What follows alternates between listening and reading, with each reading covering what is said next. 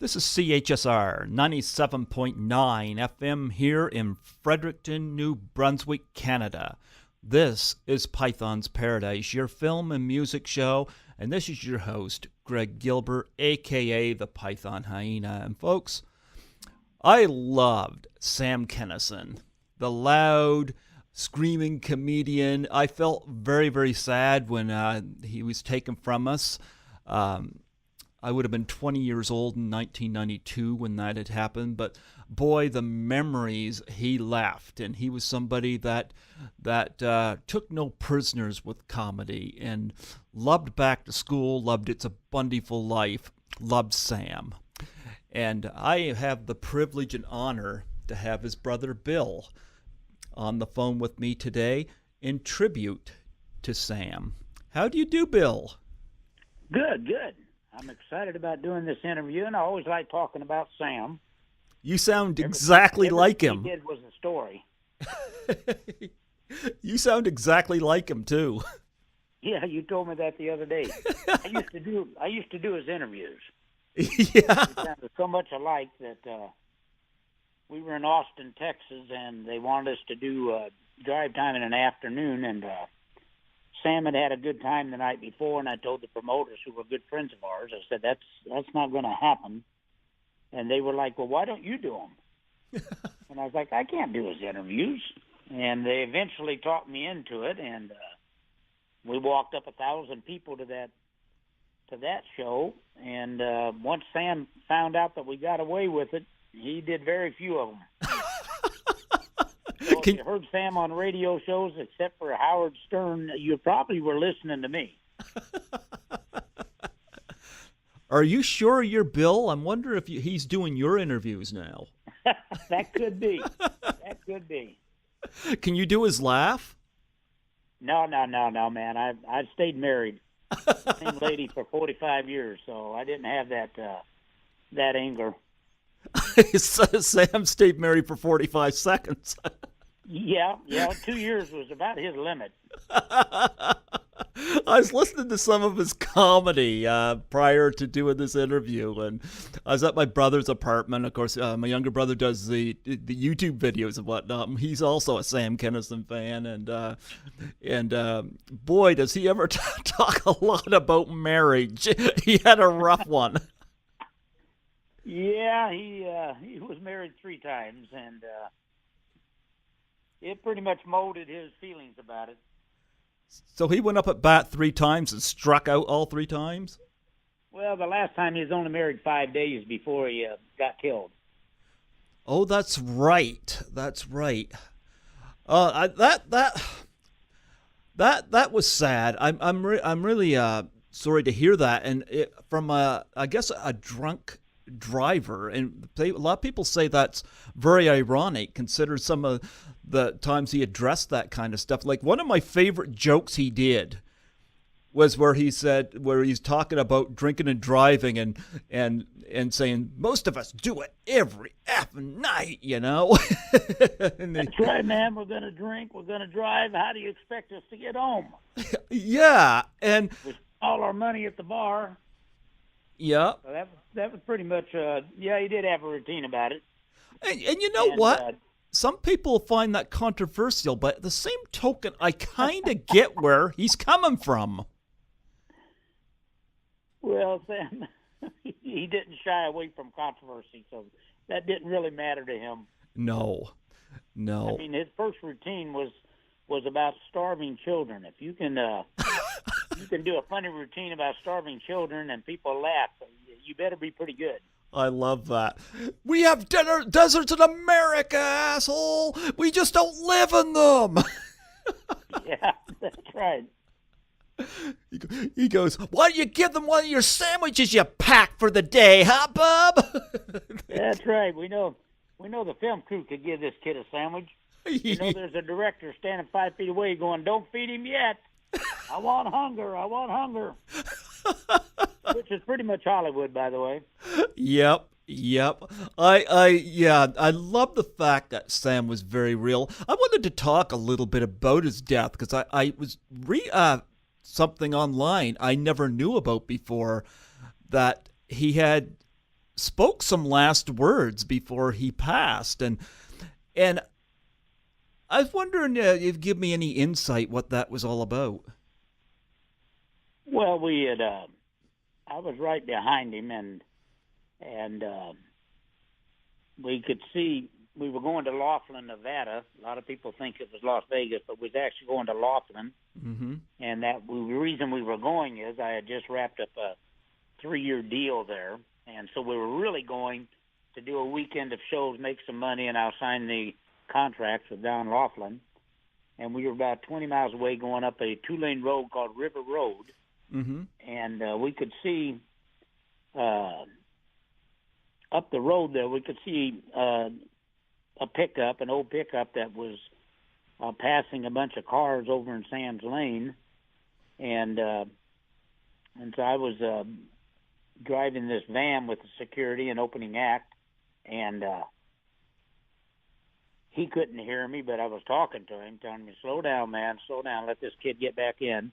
And he did. He slowed down about 15 miles an hour, and the pickup got back in line just in front of him. But the problem was there was another pickup that we didn't see, and that was the one that hit him head on.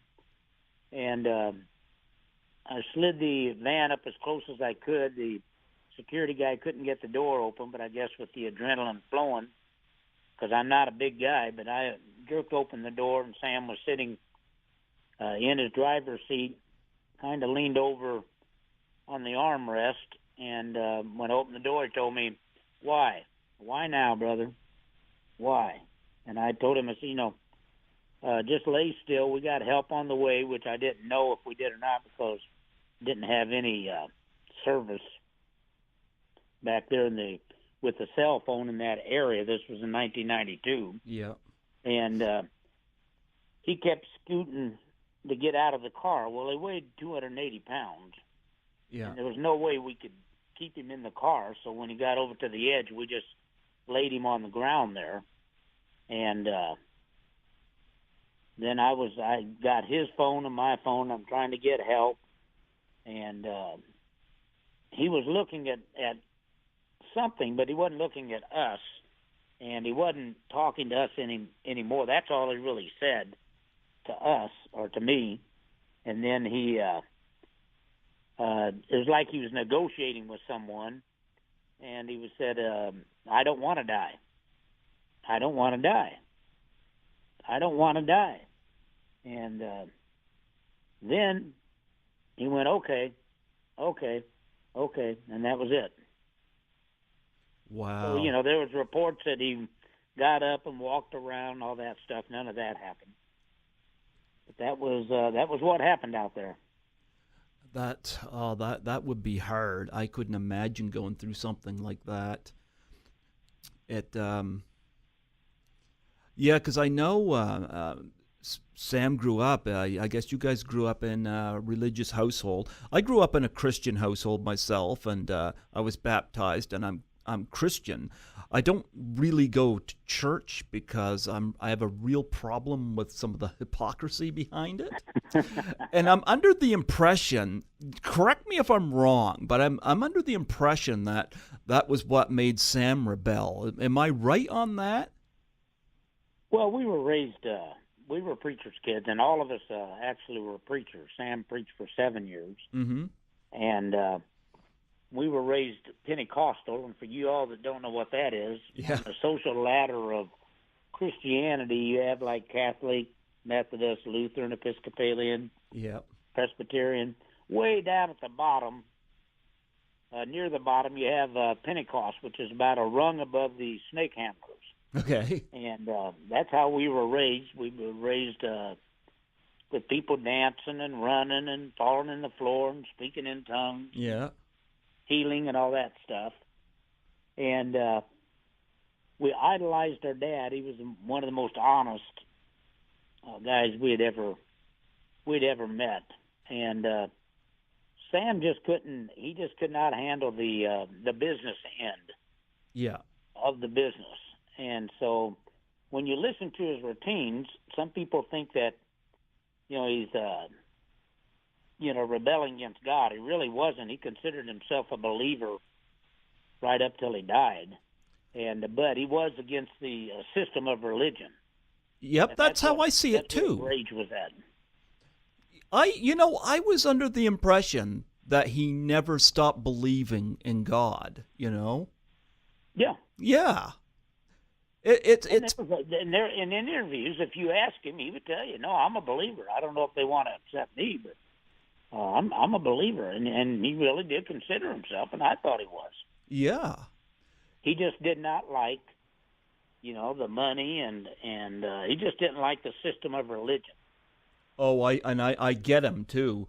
Like I've had issues with that too. Like I still read my Bible, but it's funny because I haven't gone to church in a long time because like for example, you get judged by what movies you watch, or I go to the nightclubs with my friends, and I don't drink. I know the DJs and whatnot.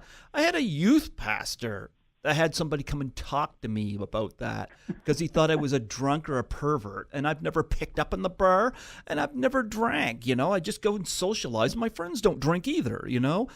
But this guy decided to make it his business to judge me, and that kind of thing I had a problem with, and Well, that's pretty much religion.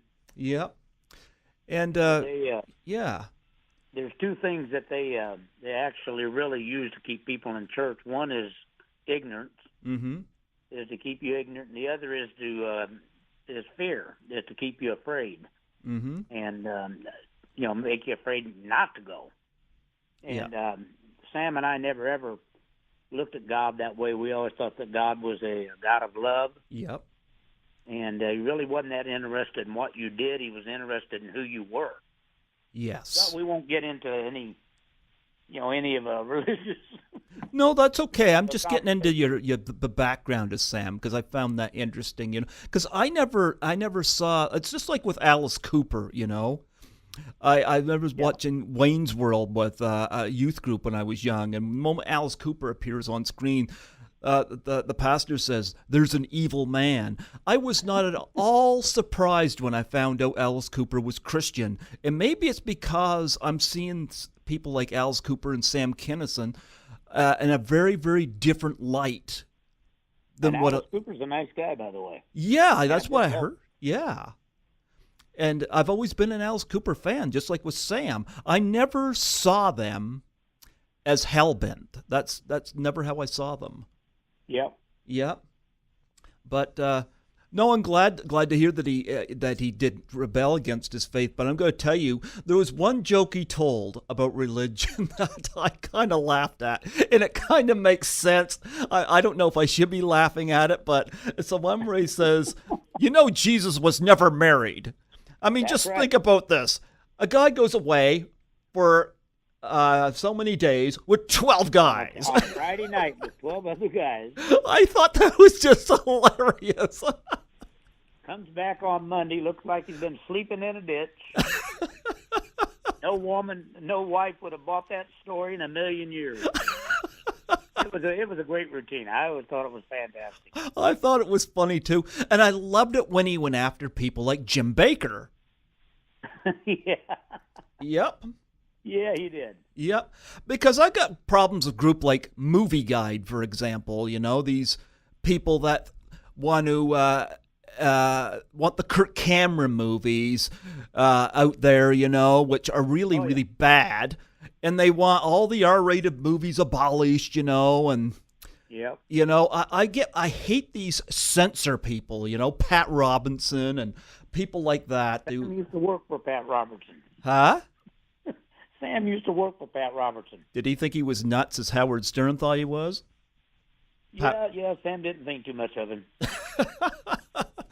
Yeah, like these people in there, because a lot of movies are very subjective, like you look at them and it's like you get one thing out of them, and some of these like Kirk Cameron movies, I'll use as a good example, they're so one-sided. Like, how can an atheist even go into one of those and enjoy it? They can't.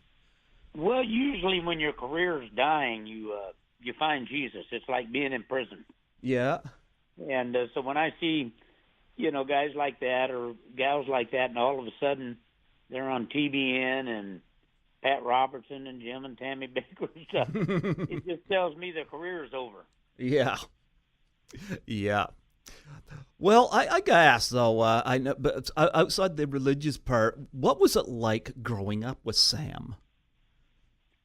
Well, it was never boring. He wasn't a mean kid. He just did crazy stuff, and and a little bit on the ornery side, but he was a good kid. He was a good kid. I think one of the problems he had growing up is that I was a very successful athlete. Okay. I was a wrestling state champion, and on a basketball team, I actually played semi-pro basketball until I was 32. And Sam wasn't athletic at all, but he would, he had this kind of a, competition with me in whatever he did, and so he really struggled. He really struggled in life until he got into comedy. He was never successful at anything in life until he got into comedy. But he was always funny. He was always just doing crazy shit, growing up as a kid. And I used to tell him as a kid, and even after he got into comedy, a normal person doesn't think like that. Yeah. And his routines, which by the way, he never wrote a routine in his life. No. He did stuff on stage just off the cuff every night, and I used to tell him, man, normal people don't think of that stuff. Yeah. So that was him growing up. We had two other brothers. There was four of us. Okay. We were inseparable. We were raised that way by our dad, and so our brotherhood probably came before our wives or our girlfriends, and so you had this extreme loyalty growing up between the four of us. I love that joke. It was a lot of fun. I love that joke he tells about forgiveness, and he says, "Yeah, honey, you're forgiven. You're forgiven." And he goes to the airport, and the buzzer goes off like, "Oh, I'm gonna see some shit go down." Turns out there was a gun his wife put in his suitcase. Yep. It's like, "Thank you, honey." 38 in his carry-on. That was at the Newark, New Jersey airport, and he was on probation for a year, of which there again I wrote the letter to the probation officer every week, detailing what he had done and all that kind of stuff as him. Okay. So that was yeah. She forgave him, all right. Oh yeah. His current wife, is she doing okay? We really not in contact with each other. Haven't been in years. Okay. And, so I really don't know. I really don't know how she's doing, to be very honest with you. Yeah, I haven't read much up on her. I don't even remember her name. I just know that. Yeah, it was Malika. Okay, but I do know that Sam had a great routine. Did you have a favorite routine he did? I don't know if I had a favorite. I always loved his Jesus stuff. Yeah. I mean, like when he was being nailed on the cross, and everybody's standing around crying, going, sad he has to die. And Jesus going, well, maybe I wouldn't if somebody got a ladder. And a pair of pliers. And, I love that. But all of his stuff was just great. Yes, I agree. His what we call routines were either his life experiences or that was his real viewpoint. And so when you went and saw Sam, you were really getting Sam. You wasn't getting a guy. First, you wasn't getting a guy that did the same show word for word the night before. Mm-hmm. And but all of everything that he did was either his life experiences, which was many, or that was his real viewpoint. I mean, you was talking about the starving children. He thought that really was the answer. And I'm like, dude, you can't move a nation of people But he really did think, man, just move them where the food is. Yep. And so, that's how he did things. He was just a natural. He was a natural when it came to comedy. Yeah, I think his first album was that one that had that young picture of him with that little grin on his face. That was his first album, right? Have You Seen Me Lately? No, his first one was Louder Than Hell. Oh, Louder Than Hell. Okay, I get the mix. I like the one that's one of the greatest comedy albums ever done, by the way. Yes. My favorite of his album was the one where it had the young picture of him, that grin on his face. Have You Seen Me Lately? Yeah, I love that album best, and I love the comedy on it best, but I really, really loved his version of Wild Thing. Yep, well, that came by accident. That was great. We were doing Universal Amphitheater. Yep. And we was actually doing 2 nights, and they were sold out here in Hollywood. Mm-hmm. And he had everybody that was in town was in the all-star band. He had 5 drummers, Tommy Lee, Randy Castile, Ginger Baker were just in the drummers. He had everybody. Mm-hmm. And so he never came to sound checks. I always did his sound checks, and he wanted to do Jailhouse Rock, which Motley Crue had done for 6-7 years as their encore. Mm-hmm. And so he said, get the words from Vince Neil, mm-hmm. and let's do an encore with Jailhouse Rock. So I go to Vince, and I go, Vince, we need the words to Jailhouse Rock. And he goes, dude, I don't know the words.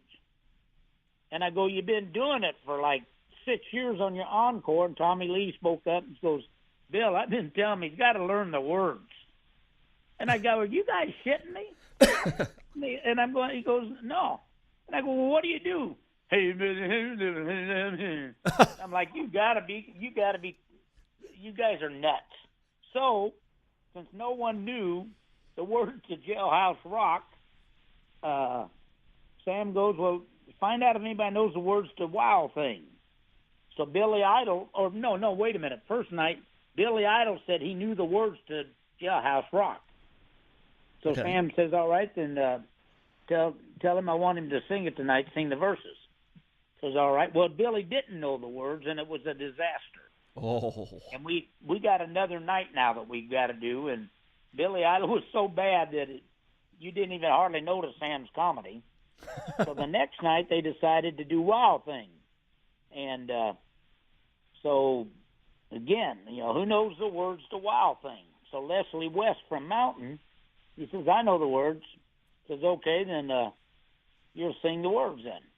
And so we get out there, and we've got everybody. We have Jessica Hahn, just everybody. Mm-hmm. And so Leslie West does the chorus and then hands the mic to Sam for the verses, and he made up the words as he went along.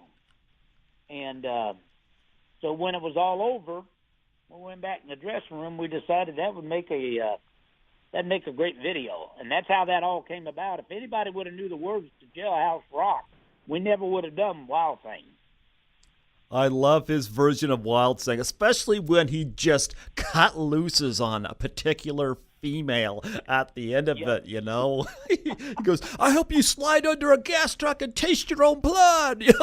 He just cuts loose. He felt a little strongly about it. Oh, yeah. And I love the video. Like Jessica Hahn, the whole Jim Baker thing, he brings her into it, and that was pretty funny. Yep, we had just met her, and so Sam thought she'd be perfect for the Wild Thing video. Then, everybody was out of control on shooting that. Billy Idol was spitting down on her, and so Sam was going to whip his ass, and so we had to calm that down. And then Slash from Guns N' Roses always breaks his guitar. Okay. At the end. Yeah. So we decide that. I decided we'll go get I'll go buy a guitar he cannot break, that's unbreakable. And so if you remember at the end of Wild Thing, you got Slash trying to break this guitar that he can't break and ends up falling into a box. and none of that was planned, but it sure made a good video. Yeah. What was the experience like with Jessica Hahn? You know, she was quite a controversial figure, you know, but Sam got some good use out of her. Well, he spent one night with her, Yeah. and it's like he used to say, you know, it wasn't a long relationship. Checkout was at 2, and man, we were stuck with her for a while. I mean, whatever show he was doing an interview on, she would call in. She started showing up at our shows on the road. Radio stations would fly her in, and until we just, you know, there again, I had to deal with it. But I mean, you know, it was out of control, man. It was out of control. We could not get rid of her. And of course, I love the appearance of John Bon Jovi and Rodney Dangerfield in Wild Thing as well, you know. Oh yeah, two good friends of Sam. Rodney is the one that gave Sam his break. Yes. He actually had to talk us into it. We had turned it down, and that was HBO Young Comedian Special. But Rodney had seen Sam down in Houston at a little comedy club. He had played the arena down there, big place, and then he went to this little comedy club afterwards, and Sam happened to be on stage. Mm-hmm. And so when I saw him walk in with his entourage, I told the bartender, I said, you know, just give me their bill. So he went over and told him, well, they had me set at the table with Rodney, which the first time I'd ever met him. He didn't know I was related to Sam at all. Mm-hmm. And Sam was up doing his thing, and when he got all through, Rodney goes, hey, this kid's a genius. He's gonna be big one day. I don't know how long it's gonna take him. He's not too disciplined, but he's a genius. Yeah. And him and Sam met. They hit right off, and they were good friends. And then about 5 years later, he saw Sam at the Comedy Store, late show, and he went up to Sam and said, "Hey, I'm doing this young comedian special on HBO." And I had owned a comedy club in Madison, Wisconsin, and I had held the finals of the Showtime Funniest Man in America there. So Sam thought it was a contest. So he tells Rodney, I don't do contests, and kind of walks off. And so Rodney asked around, goes, where's his brother at? And so somebody gave him my number. And he called me, but it must have been 3 o'clock in the morning. Okay. And said, hey, your brother's missing a good opportunity here. And I go, what do you got? Said, I'm doing this young comedian special. I've already bumped the guy, which I didn't know until Rodney died was Tim Allen is who he bumped. Oh. I said, I bumped a guy. And I think this will be good. And I tell Rodney the exact same thing Sam did. Well, Rodney, Sam doesn't do contests. And I remember he goes, what the fuck is it with you two guys? Not a goddamn contest. It's a showcase. I think it could help him. And so we went up to New York, just thinking we're getting a free trip. We definitely don't think 6 minutes is going to break Sam's career. And the night before, they ran through the show with a live audience, and then they filmed the next night. Well, when Sam got up on the night before, he cleared the club. Everybody walked out. And when he came off the stage, he told Rodney, he said, Rodney, I can't get going in 6 minutes. And Rodney said, you're going to be great tomorrow night, Sammy. You'll be great. You're going to kill. You watch, see what I say. And the next night came. Sam's up there 6 minutes. He killed, and that was his career. Wow. I mean, out of that, we booked in a week. We had a 4-record deal with Warner Brothers, had a 4 HBO deal on specials with HBO. We were going on David Letterman. We had a 3-appearance deal with Saturday Night Live, all within a week.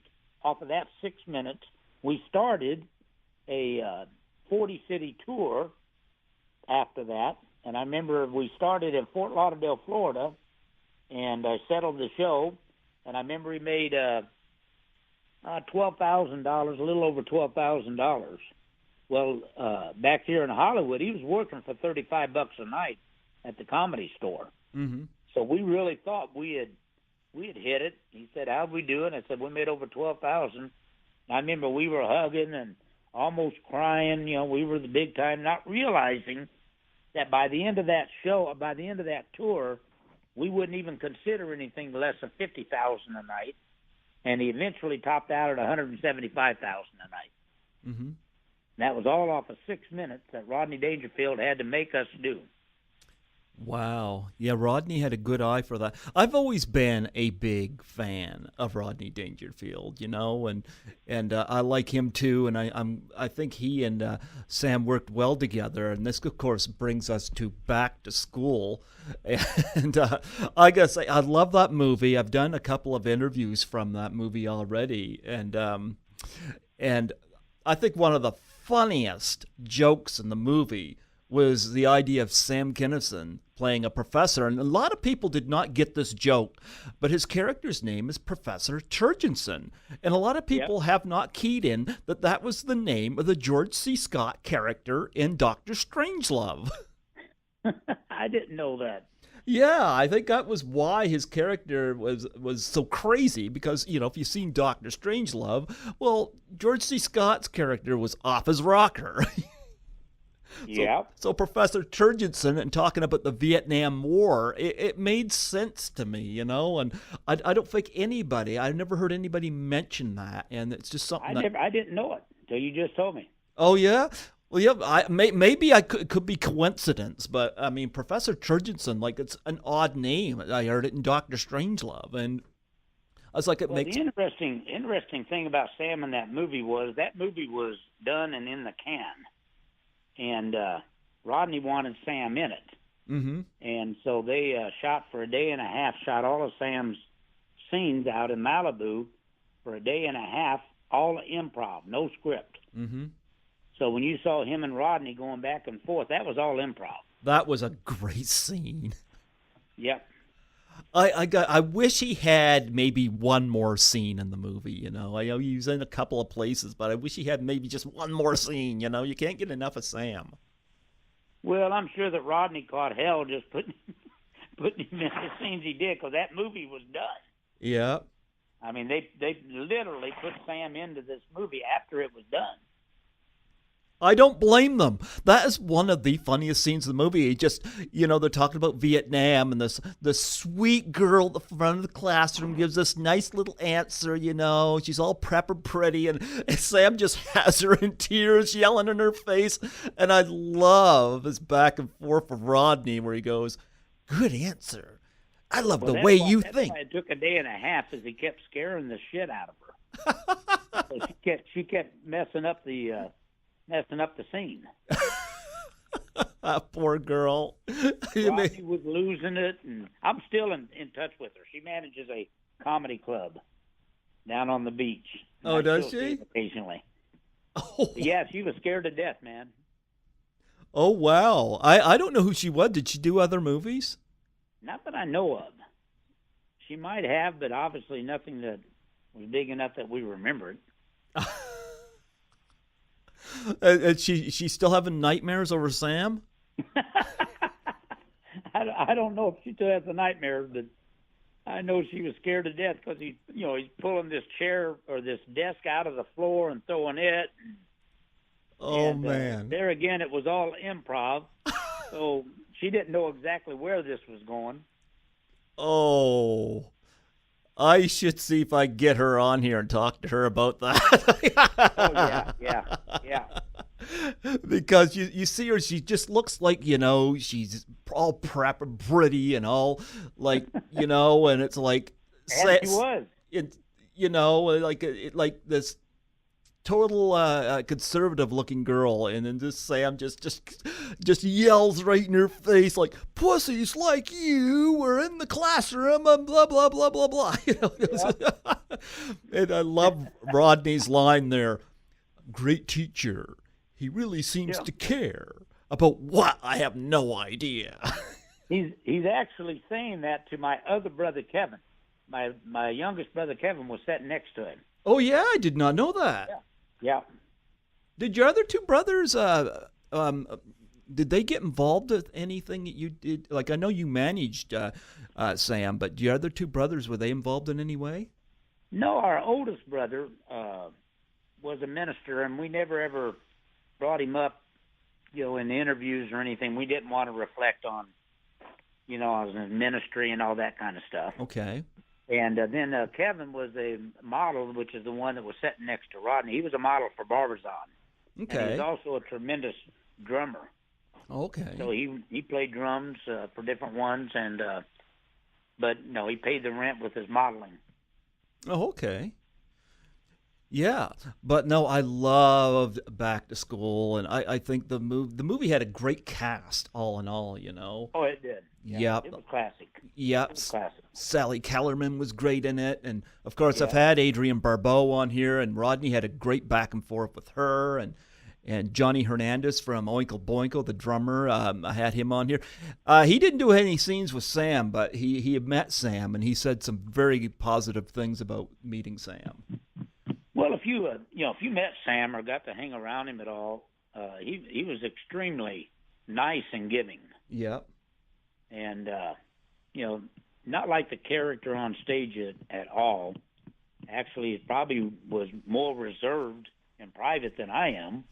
Yeah. And but when he got on stage, I always thought that was the real him. That was the one I knew. But I mean, the rockers all loved him.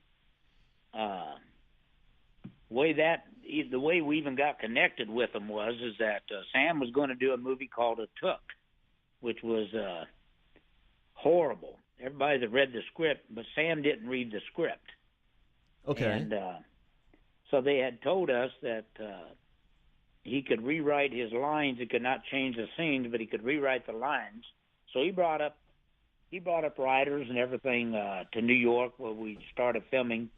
Shows up the first day in costume, and they wanted him to come to a meeting. Well, when we walked in and there were 6 chairs on one side of the table and one on the other side, we pretty well had it figured out. Oh. And I think they were going to was try to scare Sam. And so anyhow, they have these rewrites, and they're asking, "What is this?" And he said, "Those are the rewrites that you said we could do." And they're going, "No, we didn't say that." And so Sam, says, "Well, I'll tell you what then. If you think it's a great movie, let's go shoot it as is, because it's a shit movie, but I will not promote it." And I think they were just kind of scared of the guy, because they're going, "Well, we got $5 million into this movie. I'm thinking about pulling the plug." And so Sam, instead of going, wait a minute, man, let's talk about that," he goes, "Well, okay, then I'm going back to L.A., and he gets up and walks out. Well, Universal did about everything they could to end his career. And I was sitting one day, and I'm trying to figure out, what do we do here? And I couldn't get anybody to touch him. David Geffen definitely had an issue with him. Okay. And so I thought, you know what? He loves rock and roll. He's a rock and roll shock comedian. And so I got a hold of Irving Azoff, which was a gigantic agent for bands. He had everybody, Motley Crue, Bon Jovi. I mean, you name them, he had them. And so I had him come and look at Sam, and he loved him. And we signed with him, and that's where Sam got in contact with all of the rockers, because they were all basically represented by Irving Azoff. Okay. So that's how all those guys end up being friends. And Sam could jam with them. He was good. Oh yeah, yeah. I wanted to now we talked about Back to School. What did Sam think of the movie? Oh, he loved it. Yes, same here. Yeah. Yeah, he loved it. I mean, I remember we were in. I was still in the ministry and doing a crusade in Gallup, New Mexico, which is like over 100 miles from Albuquerque. And Sam came up, and the movie had just come out, and I think we drove over there every day and watched it. Oh wow! So much so that the theater, I think, ended up giving him a couple of the posters they had. Okay. Yeah, but he loved it. He loved it. Yeah, and another great screen presence of Sam. My favorite sitcom to this day is Married with Children. I love Married with Children, and I think it's a Bundyful Life, having Sam Kinison play the angel that has the task of trying to figure out what life would be like if Al Bundy was not there. What a task. That was fantastic. I love that sitcom, but I loved It's a Bundyful Life. And how did that come about? Well, they had, they decided they wanted Sam to do this. Mm-hmm. Like I said, everything Sam did was a story. Yeah. And they're going through rehearsals and everything. Well, Sam doesn't show up on Tuesday. So they're really seriously considering just pulling the whole thing. And so I decide the next day when Sam shows up for lunch, we would have, I would have catered in Indian food with belly dancers for everybody, the cast, the crew, everything else. So that kind of soothed it over. And to this day, by the way, that is their highest rated show on Married with Children, was Sam's Christmas show. I loved it. But also, they were doing In Living Color on the same lot. Mm-hmm. And since Sam was over at Married with Children, they decided they wanted him on In Living Color. And if you've seen him on there, that was shot at the exact same week that Married with Children was. He just walked on set. Yeah. And but yeah, that was a great show. Yeah, I loved it. They just took It's a Wonderful Life and flipped it over. And I love the fact that the only reason Al Bundy wants to live is because he goes, you think I'm going to let them have a nice life after what they put me through? I want to live. Yeah, I forgot about that too. I loved it. Like Kelly Bundy is suddenly a straight A student, and Al's like, she flunked lunch in high school. Yep. Yeah. It was a great episode. It's their highest rated show they've ever had to this day. Oh, I hated it when it was canceled, because I don't think I've ever seen a funnier sitcom. I mean, I'm sorry, but some sitcoms, they need the laugh track because they're not funny. But Married with Children didn't necessarily need a laugh track. It was just hysterical. They had great writers. Yeah, they did. They had fantastic writers. Had great actors. Mm-hmm. I loved Ed O'Neill as Al Bundy. Yeah. Katie Seagal was fantastic. Christina Applegate. Easy on the eyes. They were all just great. Yes, absolutely. And Sam was great on it. And he had some other screen appearances I liked too. Like I loved that Saturday Night Live appearance he made where he shows this couple this artwork that their kid does. He goes, and you see this picture of the sun with a smile on its face, and he brings them over to the window, opens a curtain up, and goes, "You see that? Do you see a smile? Your kids are reject," or something like that. And well, with everything, there was a story. He was on, I think, his second appearance. Mm-hmm. And what they do is they run an hour-and-a-half show before they run it live, and it's only live on 60% of the country. 40% on the West Coast and Mountain Times, you're getting a recording. But they do run it live 60%. But they have to cut 30 minutes, and what they do is they have this room where the censors and the producers and everybody sit up there, and they're deciding as they're recording down there what stuff they're taking out, because they have to take out 30 minutes. And so they have Sam come up there, and they're telling him that there's a couple of routines they want him to cut, but it's really for time, but Sam is not taking it that way. Okay. So when he comes out and he comes down, I go, what they tell you? He said, they want me to cut a couple routines. And I go, what are you going to do? And he says, I'm doing them. And so I said, well, just be sure that you know what the consequences are. And he goes out. One of them was Pat Robertson was running for president. That Jesus told him, and so Sam says, I think maybe the last thing Jesus said, and he gets down on the NBC stage with his mic and starts hammering like he's hammering it into his hand, and Jesus, I think the last thing he might have said, oh, not the other one, you jerks, not the other one. And so he went on and did that. And then that was when Reagan was president, and Nancy had her say no on her war on drugs. So Sam does this thing about, give us back our pot, and we'll give up the other whatever. But he goes on and does it. Well, where NBC screws up is that they do a horrible job of editing.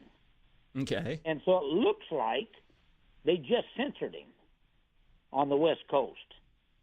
And so you got millions of people thinking that here's Saturday Night Live and they censor Sam Kinison. Yeah. And so Brandon Tartikoff, who was the president of NBC, he has a news conference the next day. And says in this news conference, Sam Kinison will never work NBC ever again. And we're on tour, and I'm telling Sam, just keep your mouth shut. And I'm in touch with Lorne Michaels almost every day. And one day I'm talking to him. This is about maybe a week later. And I go, well, how bad is it? And he goes, Bill, they're sending shit in the mail. And so I said, so you're getting a lot of bad letters, huh? He said, no. They're sending human feces in the mail. Oh, my. And so I said, well, Lorne, I have a great idea. And he goes, what's that? I said, bring Sam back to host it. And he goes, you're out of your mind. So Brandon's never going to let me do that. And I go, it's all about ratings. And if you bring Sam back in a couple weeks to host, you're going to have your ratings are going to go through the roof. So I said, explain that to Brandon. Well, somehow Lorne does, and so they decide they'll bring Sam back to host Saturday Night Live. He had just been a guest twice. Well, I tell Sam, you're going to go back and host. Well, he had just started seeing a porno star named Seika. Okay. So he decides he wants Seika to go on Saturday Night Live with him. Okay. So he won't do it unless Seika goes with him. So, man, now I've got another big argument with Lorne. And I'm like, just let him walk out with her in the intro. That's all. Well, if you ever seen the show, you have the church lady, which is Dana Carvey. Yeah. And she's sitting behind her desk, and she's telling how that she is protesting the show, that, they got Sam Kinison to host. I guess Satan was busy and all that kind of stuff. Well, Sam is supposed to just come out and do that, it's Saturday Night Live, or it's New York City Saturday Night Live. Well, Sam comes out with Seika, and he goes over to the church lady and goes, you know what you need? Now, everybody's going nuts because this is strictly off the script. And so Dana Carvey's like, well, what do I need? Said, you need this. So he just grabs Dana Carvey, bends him over, and just smacks him right on the mouth. And then comes up and goes, it's New York City, Saturday Night Live. So that was the event of Sam coming back to host Saturday Night Live after being banned. I told you, man, there's a story behind everything he did. Oh, yes, absolutely. And I'm glad he got to come back, too, because, they've had some horrible people on there, but, Sam always brought it. But I guess he kept a lot of people on the edge of their seats. And to me, I'm not a fan of the FCC. I get it. They have their job to do, but I don't like, especially I mentioned, people like, your movie guy, those people trying to censor movies and whatnot and bring the Hays Code back and all that crap. I hate having somebody try to tell me what I can and cannot watch on my television, And I love the fact that I admire people like Sam Kinison that will basically, and Howard Stern's another one the same way, that will flip these people off and say, look, let us make the decision for ourselves. Yep, and I agree with you. I don't like it anywhere in life. I don't like somebody telling me what to do anywhere in life. Nope. But definitely not in the movies or TV. I think the patrons ought to be the ones that decide. I think like Oscars, and they just have their Golden Globes and all that stuff. Mm-hmm. You know who really should win those movies? The ones that did the most money, because that's what the people liked. Yeah, but sometimes the ones that people like aren't good. Like Pearl Harbor and Armageddon were pretty shitty, you know? Yeah, but I mean, if the people are willing to put down their money, to me, that's a vote. I mean, it's a hell of a lot better than Chariots of Fire. I mean, I could sit here and just name them off that got the best picture. Yeah, there's some. Yeah, that's just my feeling. Yeah. Well, you know, for me, my favorite movie last year was The Disaster Artist, you know, and it's not one of the top grossing films of the year, but it's the one I think I had the most fun at. But, yep. But no, I wish Sam was in more movies. I'll tell you that, though. I know I. Well, we had just signed a 3-movie deal with New Line while he was on his honeymoon. I'd also just signed his own television series on Fox. Okay. The Sam Kinison Family Entertainment Hour. So I mean, that was where we were wanting to get, and we had got there. Yeah. It's just that he died at an inopportune time. The Family Entertainment Hour, was that going to be like a sitcom, or was it him doing stand-up? Well, if you remember, which you're pretty young for it, but Jackie Gleason had a variety show. Okay. And it was really patterned off of Jackie Gleason's variety show. Okay. And you would have you'd have like Bon Jovi would come on, and he loves to play the piano and sing gospel music. So you let him, get into a different genre of what they're known for, but they also were going to do skits of the honeymooners and all that kind of stuff. So it was really going to be good. We had done a 10 episode. It was actually a replacement called Charlie Hoover. Okay. And Sam played a 12-inch guy, which I thought was perfect because he had the reputation he couldn't show up to work. Okay. And so I thought this is perfect. Tim Matheson from Animal House played the big guy. And so I thought, well, if this tanks, which I thought it would, and it did, I want the reviews to be that Sam was too good for the show. And that's exactly what it was. And we parlayed that into his own TV series, which was going to be Sam Kinison Family Entertainment Hour. Yeah. Sam also, a lot of talk, and I've heard these as well on the Howard Stern show. I love Howard Stern, and I know Sam was a big part of that for a long time, probably one of the greatest guests he had. And I know you managed Sam for a while. What was the experience from your end like with Howard Stern, and from Sam's point of view as well? Well, I managed Sam his whole career. Mm-hmm. And by the way, how did you get into that? Just by being related, like how did you get into that part where managing? Not that I want to get off topic, but like. Well, I was pastoring a large church in Rockford, Illinois, and Sam had been wanting me to come out and manage him, but there wasn't anything to manage. Okay. And but one Sunday morning, I was getting ready for service. I was taking a shower, and while I was taking that shower, just something inside of me went, it's time to do something else. Yeah. And so I made that decision on the way to church. I told my wife, who was from Rockford, I didn't think she'd be too crazy about this. And I told her, I said, this is going to be my last service as pastor. We'll probably be here for a few months, but this is my last service as pastor. And she said, what are we going to do? And I go, Sam wants me to go out and manage him, so we got enough money to last a couple years in Hollywood, so let's go out. So she said, all right. And we came out here, and about 6 weeks after I came out, he hit.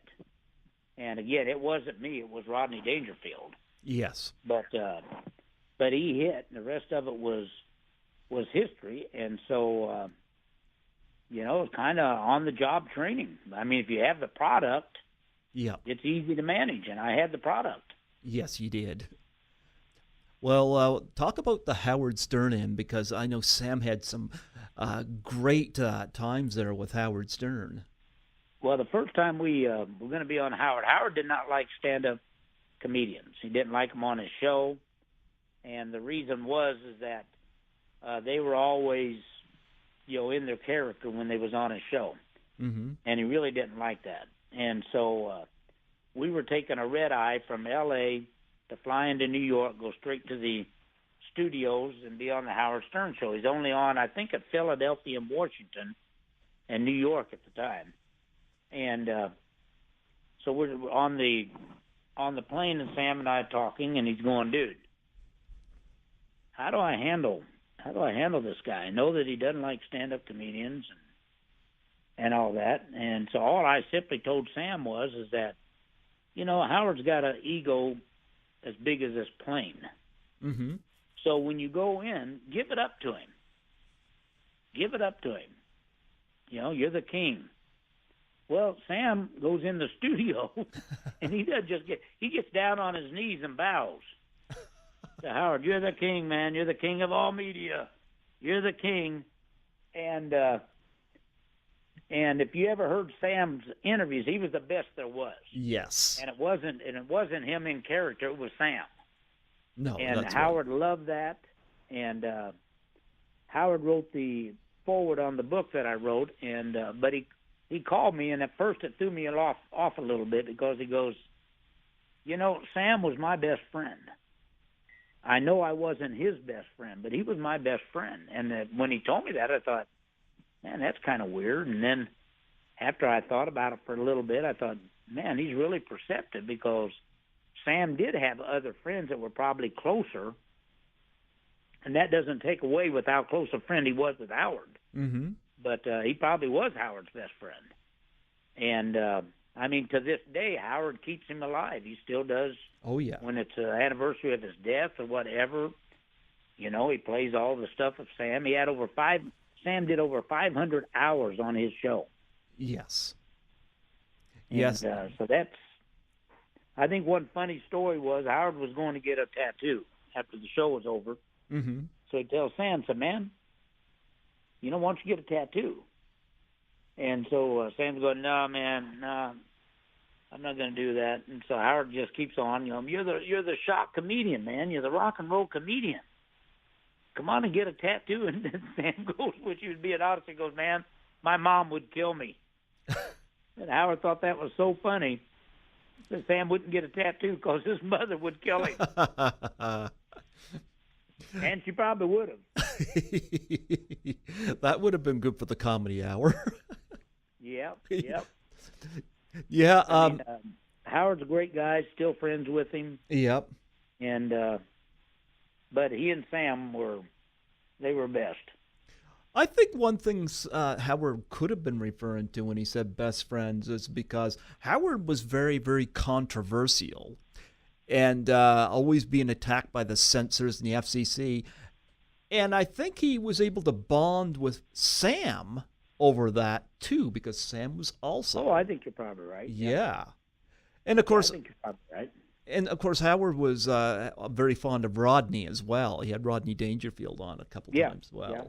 So, yeah. But I've heard, I don't know if I heard all the interviews, but I definitely heard a lot of the episodes of Sam on the Howard Stern show. And I often wondered, why Sam didn't take off with Robin Quivers. I don't know, man. But I have no idea. Well, they get the Whack Pack, and I'm like, gee, Sam can kind of compete with them well. Oh, yeah. Well, out here in L.A., Howard came out. He's not on 97.5. He's a satellite now, but he came out here for 97.4, an FM station. Mm-hmm. And they actually offered Sam $1 million a year to host the show instead of Howard on set or being synchronized or whatever, to be out here. And so Sam was all excited, and I go, well, Sam, let me explain this to you. First, you're going to be in there at 5 o'clock in the morning, and that isn't after you've partied all night. Oh, wow. And then you're going to take a major pay cut. You're making about $6 million a year. Now you're going to be making $1 million. And so I remember Sam telling me, "Man, isn't that the shits? I can't even do the job." I said, "Well, you can do the job. It's just going to cost you about $5 million a year, and you're going to have to learn how to go to bed." Sam didn't like to go to bed, did he? No, that wasn't in his makeup, and he was always like that, even as a kid. I'm kind of going through that now. I have a hard time sleeping at night, but I can sleep during the day quite well. Oh, Sam would go 2 or 3 days on a party. I mean, that was normal. That wasn't unusual. Without any sleep, just partying. Yeah. Did Sam? What were some of those favorite comedians, like people that influence and people he admired? Besides, I know he admired Rodney. He admired Rodney. Richard Pryor. Oh yes. Was we actually, which is a good trivia question. We all, Sam and I and Richard Pryor, all came out of the same projects in Peoria, Illinois. Okay. But we didn't know each other then. But when we were teenagers, there was a comedian that you probably not even going to know his name, and he was dirty and he was black, and his name was Rudy Ray Moore. Okay. And Sam would get his albums and listen to them. We'd have to go up in the attic to listen to them because we'd have got killed if our parents found out we were listening to this stuff. But I'm sure that had an influence on him. Richard Pryor definitely had an influence. He loved Rodney. What about George Carlin? Oh, he loved George. George and him were very good friends. Yeah. Matter of fact, George, when Sam died, George sent an arrangement so big they could not get it in the funeral home. Okay. So it had to sit outside at the front door. And I think Robin Williams is another one too. Robin and Sam were very close. Yeah. When Sam was struggling, Robin would co-sign a lease and stuff for him to have a place to live, and yeah. And I remained friends. Actually, I did Robin's eulogy at his memorial service. Yeah. We remained friends until he died. I felt so sad when Robin Williams passed away. I was surprised, but I wasn't shocked. And let me explain why I say that, is that Robin was always on. Mm-hmm. And you can't always be on.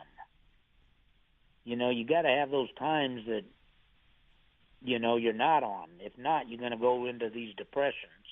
Yeah. And but I love Robin. Every time I asked him for anything, to do anything, he would do it. And I loved him. He was a Christian, ended up being a Christian, and was going to a small Christian church in San Francisco when he died. Yeah. Well, something came out of that, too. After the Ice Bucket Challenge took off for ALS, after Robin Williams passed away, the Doubtfire Face Challenge came up for suicide and depression. And I never ever saw that. I didn't know that. I've actually sent the challenge out to various people I've interviewed, and I've had people even take it up. Because I've suffered from depression from time to time, not suicide, but it hits just out of nowhere. And I was an admirer of Robin Williams. And what it involved was a scene from Mrs. Doubtfire. It involved the person taking a pie in the face and nominating 3 people. Yeah. And I never heard of it. Yeah, I threw that out there. I had somebody from one of the Friday the 13th movies do it. And I've had several other people I've interviewed from various cult films have also done it. I have some of them right up on YouTube as well. And one of my aims was, like with the ALS challenge, I wanted to get people in the industry involved with it, because depression is kind of raked over and not taken seriously enough. It's a serious problem. Yeah. And so I remember when I first did mine, I think one of the people I threw it out to was Emma Stone, because I think Emma Stone's pretty funny. But I'm like, yeah, that might be aiming a bit high. So if I go after people I've interviewed, people I've had a connection with, and a lot of them I'm still connected with, maybe, eventually might get to the bigger players, and Yeah. I had a Canadian actress that did it, and I had, like I said, one of the Friday the 13th actors did it, and I've had several others, and I've got others that haven't done it yet, but they've been in touch with me. They're going to, in fact, including a former Miss USA is set to do it. So, Huh. so Sounds interesting. yeah.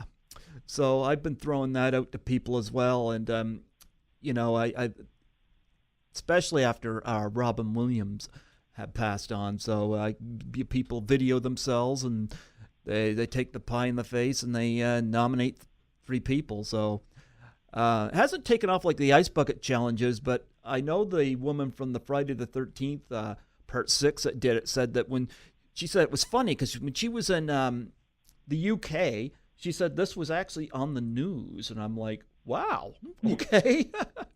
And so yeah, you never know. Yep. So I keep throwing that out there because I don't think it's taken seriously enough, depression. And Robin Williams, like, he was a terrific actor with Good Will Hunting and even like 1 Hour Photo, like the stuff he could do outside of even comedy. Yeah. Yep. Yeah, no, he was very talented. One of the most talented guys I knew. Yep. Another one I got to bring up too was Jim Carrey. Jim Carrey, very good friend. Yep. He went on vacations with us. I don't know what all to say about him. He just was. We met him the first night he came to L.A. and we just hit with each other, Sam and him and I. And he was actually my brother Kevin. He was actually closer to him. He was close to all of us. Like I said, he went on vacations with us, and we have fought other guys together. And I mean, yep. Jim's a great guy. I love Jim. Yep. And actually, it's funny because the Canadian actors that did the Doubtfire Challenge threw the nomination out to Jim Carrey. Yeah, I doubt that you're going to get Jim to do that. Yeah, oh well. You'll keep trying. Yeah. But one person I got to bring up, and I hope this is not too negative, because I always liked this guy, but I felt bad when I heard about his comments about Sam, and that was Bobcat Goldthwait. Yeah, old Bobcat. Yeah. I felt sorry for Bob. Well, I've always liked Bob in the Police Academy films, and then I heard his comments about Sam, and I'm kind of like, okay, this is kind of hitting a little below the belt, Well, Bobcat, people would confuse Sam with Bobcat and think Sam did Police Academy. They never confused Sam with Bobcat, if you understand what I'm saying. Yeah, I understand. And that really got to, people would buy tickets thinking they're going to see Sam, and they'd get Bobcat Goldthwait. Oh. And, and they wouldn't be happy, and they'd heckle or whatever. And, he didn't handle it well. Sam never ever took any of it serious, even when Bobcat, made his comments and all that stuff. Sam didn't think Bobcat was important enough to, worry about it. Yeah. I know that he also made comments about Sylvester Stallone, who was a very, very close friend of Sam, him and Sam, and they called Bobcat one night and said, when we run into you, we're going to beat your ass.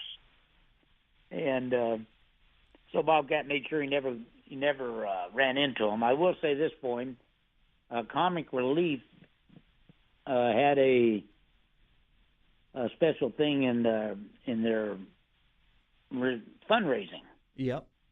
And they called me and said, we want to do this. And I go, well, that's interesting because you never once invited him, even as an audience member. And yet he had 6 years. He had the Billboard tour of the year of everybody. Mm-hmm. But I said, yeah, you can do it. I don't care. And so I was in the back underneath the tents and everything, and Bobcat comes up to me. And he goes, I want to apologize to you. And I said, apologize to me about what? And he said, well, when I heard Sam had got killed, I called 3 people and made it right with them. And since Sam is gone, I want to, I want to apologize to you. And I said something without, thinking about it. But later on, I thought, that wasn't cool. But anyhow, when he told me that, I said, well, Bob, don't worry about it. He never took you serious. And then, after later on, I think about it. I thought, man, that wasn't the thing to tell him. But so that's it. I don't see him. I don't talk to him. I think he's big in voiceovers and stuff like that. But I'm not around him. I gotta admit, I did love him in the Police Academy movies. I thought he was funny in those, but the Sam thing, especially some of the comments after his death, I was like, that's kind of going a little south there. And I thought Bobcat was funny. I'm not taking anything away from him, but I never cared for his stand up at all. But I thought he was funny in Police Academy. Yeah. Like the Police Academy films, I think, got less and less funny after Bobcat was gone out of them. Oh, I definitely agree with that. Yep. But and the reason he felt like that is that people would come to his show thinking they're going to see Sam. They wouldn't be happy. They'd start heckling. Yeah. And Sam had nothing to do with any of that. Yeah. No, but you mentioned you got a book. You got a book called Brother Sam, and I'd like to plug that a little bit. Talk about the process of writing that. Well, it took a year, and I was brutally honest in it with everyone. It's been out of print for years, so it'll be very hard for you to get your hands on to. Will it ever be reissued? It's a bestseller, huh? Will it ever be reissued? Because I'd love to get it. Yeah. We should be going in production on a movie about Sam with Universal next year. Oh, Josh Gad's supposed to play him. Is that right? Who? Josh Gad? Yes. I read about that. He's committed to play Sam. Okay. And we did have Matthew McConaughey that was going to play me, and then his price tag went up when he started winning all these awards. Yeah. But, we're excited about it. And when we do that, I'll probably release the book again. Oh, perfect. Yeah. When's this movie supposed to come out? We're supposed to shoot it this year. We just did a documentary. I Am Sam Kinison, actually with a Canadian company network. Yeah, I saw some clips from it. Yeah. And you can see it by going to Spike.com. It's actually on their front page. Okay. But it is one of the greatest documentaries, period. Forget about Sam. It's one of the greatest ever done. Anyhow, they had laid the movie on the shelf, and then they came to the premiere and saw it, and we're back into business now. So they want to start on it this year. Well, Josh Gad really hit the limelight when he did the voice of the snowman in Frozen, which I thought was fantastic animation. And Josh Gad's very talented. I'm interested to see how he plays Sam. Have you caught any of that yet? No, but I don't think he'll have any trouble. I think that he's such a great actor that, which is what I think we need. I don't think we need a comedian to play Sam. True. Because first in the movie, and then you have to understand Sam. Sam was a storyteller. He wasn't a joke teller. Yes. And but he had a sometimes his life was very dark. Mm-hmm. And I think Josh Gad will do a great job. I really do. Yeah, I heard that that Sam had gotten cleaned up off the drugs before his death. Is there truth to that? Yeah, about a year and a half before he died, he had cleaned up. I'm glad to hear that because I know he struggled a lot with that, and I was happy to hear that he had cleaned up. That he was actually, people don't know that Sam was actually going back in the ministry in May and got killed in April. Oh, wow. I did not know that. Yeah, not many know that. See, I'm giving you all kinds of scoops here. What made him decide to go back to the ministry? Well, we were raised that way. Mm-hmm. And, no one tells you, but you have this psychology, in your head that the reason you're in this family is God wants you to be a preacher. And I think Sam also enjoyed it. He just wasn't successful before. But, naturally, I think he'd have been unreal if he'd have went back in the ministry. Mm-hmm.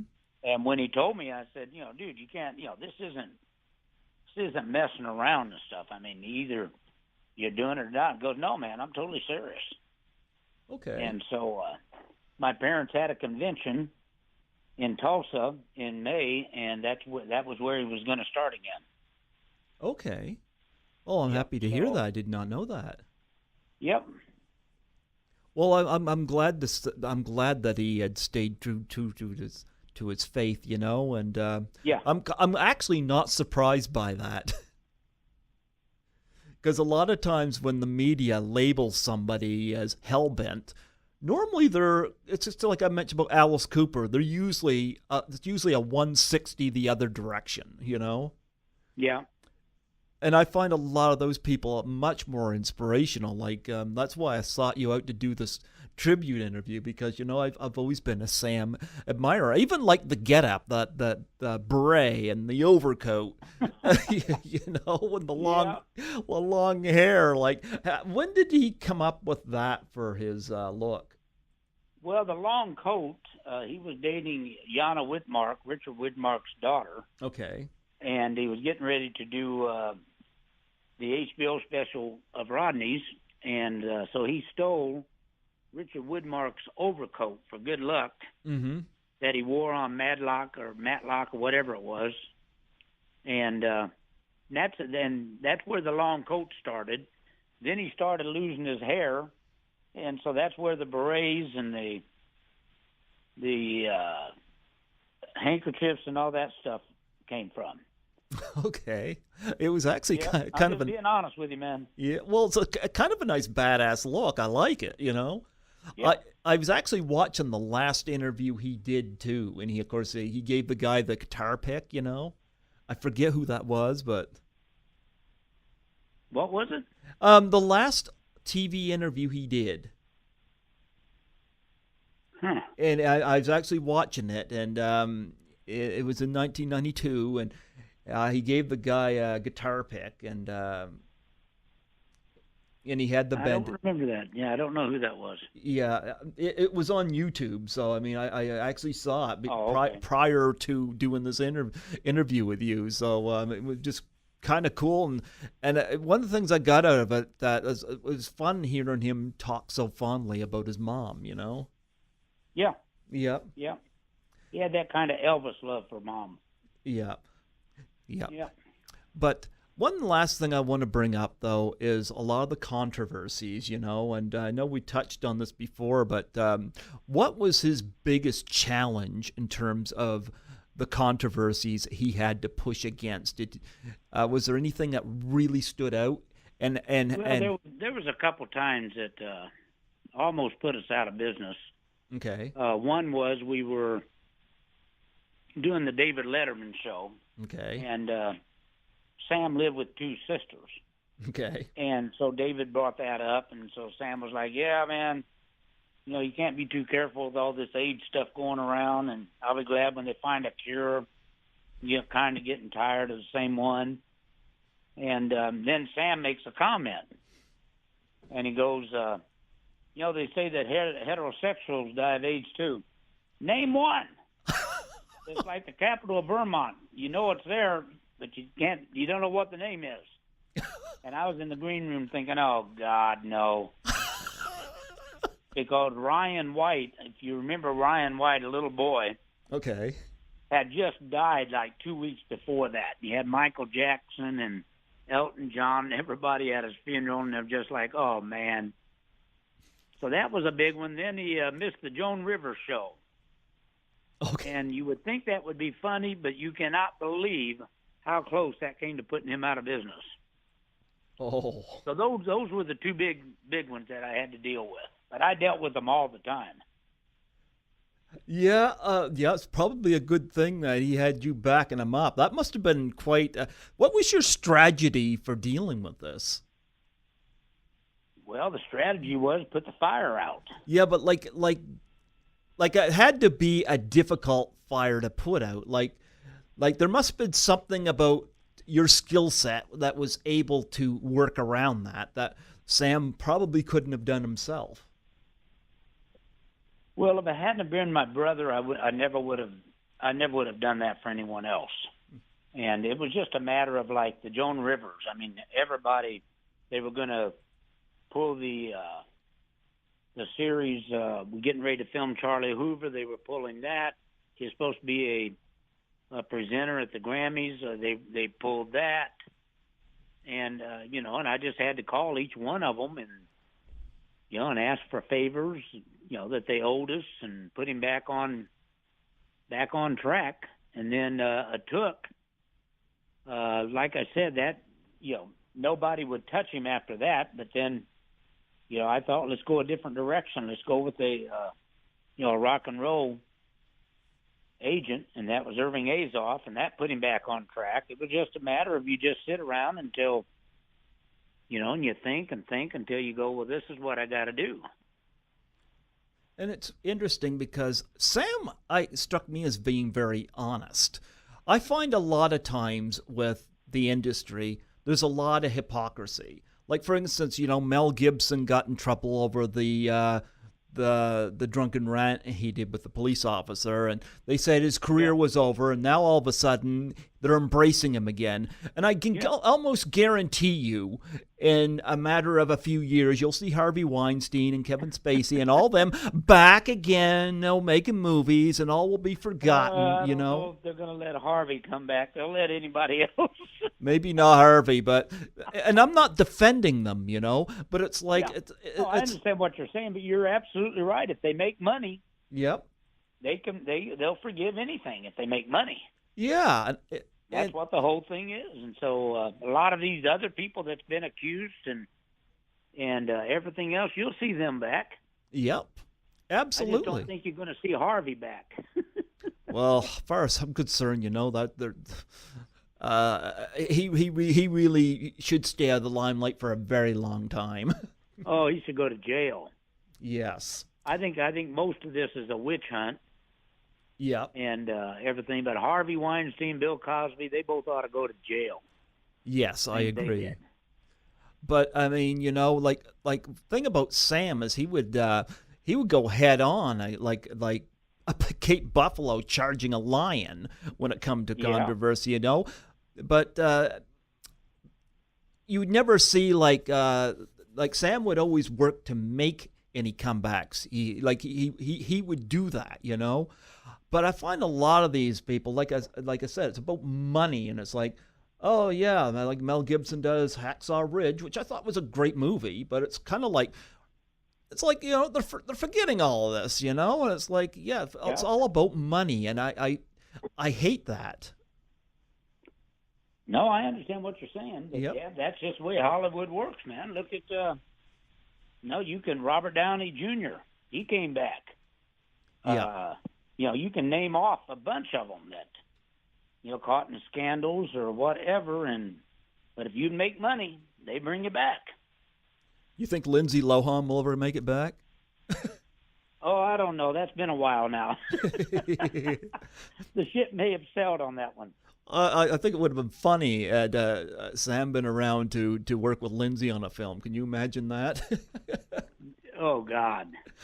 I could only imagine. I'm screaming in her face and her hair going my back. Trying to find them for a week. Bill, I gotta say, I really appreciate you coming on here and talking about your brother and giving tribute to him. I think he is one of the greatest comedians ever, and kudos to you for working with him and having faith in your brother. That's very commendable. Well, thank you. And I've really enjoyed doing your show. We've had a lot of fun. Yep. And I've told you some things that nobody else knew, so you got some scoops. And, yep. Hope you make it a great interview. Oh, well, it's going to be fantastic. I was going to say, before you go, would you mind doing a plug for my show? Well, we'll try. You ready? Give her a shot.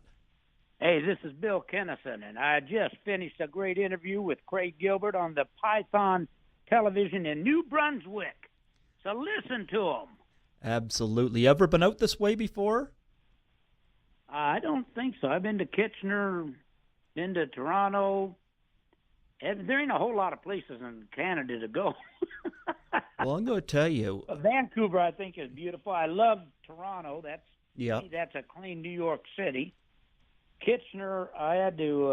I was glad I had a motorhome because I don't think they had a hotel at least back then. That's back when I was in the ministry. Yeah. But that's been about my extent. But and I pastored in Buffalo for a year, so I used to go over Niagara Falls and over to Canada there. Well, I don't know if you're familiar with the Trailer Park Boys, but I think it would have been funny if Sam was around and was on that show, because I think Sam would have fit right in with them. It sounds like it. Yeah. Definitely sounds like it. Yes. Well, God bless you, Bill, and I thank you so much for coming on here, giving tribute to one of the great comedians, Sam Kinison. Thank you, Craig. Enjoyed being on.